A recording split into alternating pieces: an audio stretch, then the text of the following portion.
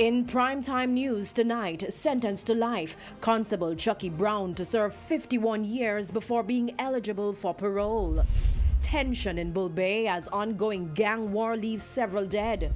Money Musk sugar workers up in arms. Government taken to task over commitment to tackle corruption.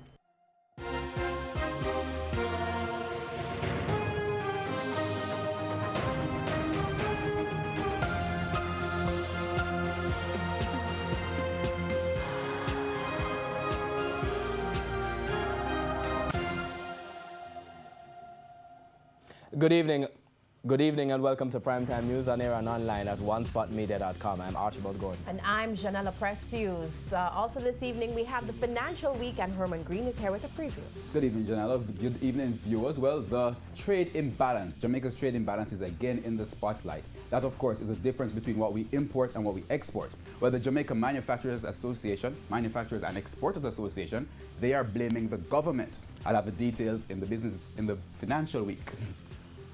And a big reason this evening to be singing that David Rudder tune, Rally Around the West Indies. Jordan Ford, why? Certainly, Archie, a lot of Caribbean fans will be rallying around the West Indies as the Caribbean men have put themselves in a virtually unbeatable position at stumps on day 3 of their first test at the Kensington Oval against England, Barbados. I'll have the details in Primetime Sports Friday. There's also sports commentary and weather in this newscast. But before the break, the feedback question. This evening we're asking, do you believe police death squads are still operating in this country? You can share comments online, facebook.com/Television Jamaica and tweet us at Television Jam. Please stay with us. The news in detail after this break.